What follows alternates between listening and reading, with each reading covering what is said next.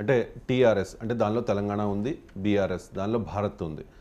తెలంగాణ ఏర్పడిందే మేము తెచ్చిందే టీఆర్ఎస్ అని చెప్పి కేసీఆర్ అని చెప్పుకునే ఆ పార్టీ పేరు మార్పు వల్ల చాలా నష్టపోయిందనే అభిప్రాయాన్ని కొంతమంది వ్యక్తం చేస్తూ ఉన్నారు సార్. మళ్ళీ టీఆర్ఎస్ పార్టీ పేరు మార్పుపై కేసీఆర్ త్వరలో ఒక నిర్ణయం తీసుకోబోతూ ఉన్నారనే ఒక వార్తను చూడొచ్చు సార్ మనం. సో తిరిగి పార్టీ పేరు మార్చడం ద్వారా టీఆర్ఎస్గా చేయడం ద్వారా పూర్వ వైభవం వస్తుందా ఆ పార్టీకి? తెలంగాణ తెచ్చుకున్నామని చెప్పుకుంటున్నారన్నారు. చెప్పుకోవడం ఏంటండి? తెచ్చింది టీఆర్ఎస్ కాకపోతే ఎవరు? అదే సార్, తెచ్చింది అందులో అనుమానమే లేదు కదా. వైఎస్ఆర్ కాంగ్రెస్ తెచ్చిందా తెలంగాణ? తెలుగుదేశం తెచ్చిందా? కాంగ్రెస్ పార్టీ ఇచ్చింది, బీజేపీ సహకరించింది, కానీ తెచ్చింది టీఆర్ఎస్. తెచ్చిన నాయకుడు కేసీఆర్. అంటే కాదని ఎలా అనగల చరిత్రలో? అందువల్ల మరి చెప్పుకోవాల్సిన అవసరమే లేదు. ఎవరు చెప్పుకున్నా చెప్పుకోకపోయినా తెలంగాణ కేసీఆర్ తెలంగాణ ఉద్యమం నడపడం వల్ల సాధ్యమైంది. అందరూ కలిసి పోరాడినమాట నిజం. ఒక్క కేసీఆరే కాదు, అన్ని పార్టీలకు చెందిన నాయకులు పోరాడారు. ఇదే రేవంత్ రెడ్డి అసెంబ్లీలో హరీష్ రావు కేటీఆర్తో కలిసి నిరసన చెప్పాను కదా. నేను ఆ రోజు అసెంబ్లీలో ఉన్నాను కూడా. గవర్నర్ పైన, నరసింహన్ పైన తెలంగాణ ఎమ్మెల్యేలు ఏ రకంగా నిరసన తెలిపారు. సో అందువల్ల అందరూ పోరాడినా కూడా పార్టీ పెట్టి తెలంగాణ ఉద్యమానికి ఒక ఊపు తెచ్చింది కేసీఆర్, టీఆర్ఎస్. అందువల్ల that credit should go to the KCR. మీరు విమర్శించగానే విమర్శించాలి తప్ప ప్రతి దాంట్లో మనం తప్పు పట్టకూడదు. అందువల్ల అయితే తెలంగాణ ఒక్క కేసీఆర్ వల్లనే వచ్చిందా? డెఫినెట్గా కేసీఆర్ చెప్పలేదు ఆ మాట. ఎందుకంటే సోనియా గాంధీ ఇవ్వడం అని కృతజ్ఞతలు చెప్తూ కేసీఆర్ ఫ్యామిలీతో పాటు వెళ్ళి సోనియాకు ధన్యవాదాలు చెప్పి మేము కాంగ్రెస్ పార్టీలో బీఆర్ఎస్ను విలీనం చేస్తామని ప్రతిపాదన పెట్టాడు కదా. అందరూ తెలిసిన విషయమే. అసెంబ్లీలో కూడా ఆన్ రికార్డు సోనియా గాంధీ కృతజ్ఞతలు చెప్పాడు. అందువల్ల సోనియా రాజకీయ నిర్ణయం లేకుంటే తెలంగాణ రాదు. కానీ అదే సమయంలో తెలంగాణ పోరాటం లేకుండా తెలంగాణ రాదు. తెలంగాణ పోరాట నాయకత్వం ఇచ్చింది టీఆర్ఎస్, కేసీఆర్. అందువల్ల తెలంగాణ అస్తిత్వవాదం టీఆర్ఎస్ మధ్య విడదీయరాని బంధం ఉంది. ఆ విడదీయరాని బంధాన్ని ఎఫెక్ట్ చేస్తూ భారత రాష్ట్ర సమితి పెట్టారు. ఎందుకు పెట్టారో ఎవరికీ తెలియదు. అంటే మరి అంత ఊహించుకున్నారా దేశ ప్రధాని అవుతారు అని, దేశవ్యాప్తంగా అంత ఊపు వస్తుంది అని అనుకున్నారో మనకు తెలియదు. బట్ ఏదైనా it was an over confidence.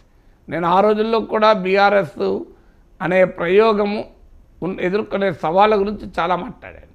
అయితే ఒకవేళ ఏం జరుగుతుంది అని మీలాంటి వాళ్ళు అడిగినా నేను సమాధానం అప్పుడు చెప్పలేదు.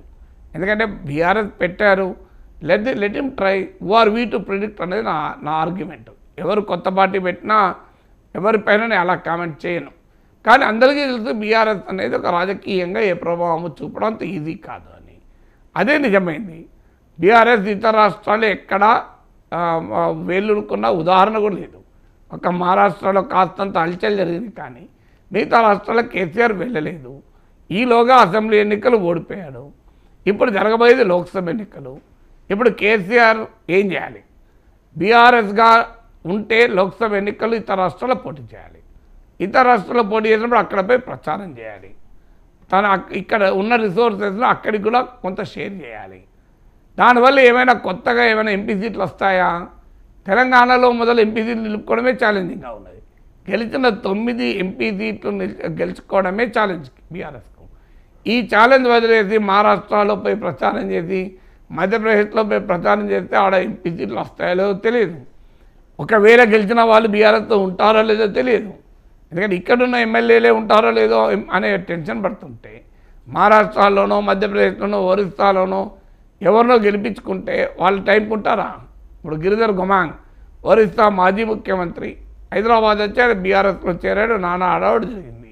ఆయన పోయి ఈ మధ్య కాంగ్రెస్లో చేరాడు.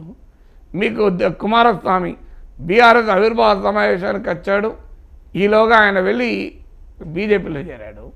అరవింద్ కేజ్రీవాల్, భగవత్ మాన్ ఆప్ నాయకులు ఖమ్మంలో బీఆర్ఎస్ సభకు వచ్చారు.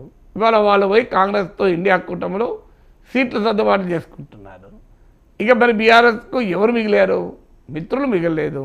ఇప్పుడు కేసీఆర్కు ఉన్న సమయము, వనరులు ఇవన్నీ కూడా ఇతర రాష్ట్రాల్లో వెళ్ళి అక్కడ లోక్సభ ఎన్నికల క్యాంపెయిన్కి ఉపయోగపడించుకుంటే తెలంగాణలో ఉన్న గ్రౌండ్ కూడా కదిలిపోతుంది. పోనీ అదే అని చెప్పి లోక్సభ ఎన్నికల్లో బీఆర్ఎస్ అని చెప్పి అన్ని రాష్ట్రాల్లో పోటీ అక్కడ కేసీఆర్ ఒక్క మీటింగ్ అటెండ్ కాక ఆడ ఏ ప్రయత్నము చేయకపోతే ఆడ డిపాజిట్ గల్లంతా ఇంకా అవమాన పాలవుతారు. సో అందువల్ల ఇక్కడ ఈ బయటికి వెళ్ళే పరిస్థితులు ఇప్పుడు తెలంగాణలో కన్సాలిడేట్ చేసుకోవాలి. తెలంగాణలో గెలిచిన 39 మంది ఎమ్మెల్యేలను నిలుపుకోవాలి. రేపు పార్లమెంట్ ఎన్నికల్లో మంచి పర్ఫార్మెన్స్ చూపాలి. అలా వచ్చే అసెంబ్లీ ఎన్నికలకు ప్రిపేర్ కావాలి. ఇవన్నీ వదిలేసి ఆడ ఏమీ లేని మహారాష్ట్ర, కర్ణాటక ఇవన్నీ తిరిగాడు అనుకోండి కేసీఆర్, ఏం పోతుంది? ఉన్న తెలంగాణ పోతుంది. అందువల్ల I think better sense will prevail. So అందువల్ల బీఆర్ఎస్గా క్లోజ్ చేయడమే పరిష్కారం. తెలంగాణ రాష్ట్ర సమితిగా మిగిలిపోతేనే ఆ పార్టీకి శ్రేయస్కరం, కేసీఆర్ కూడా శ్రేయస్కరం.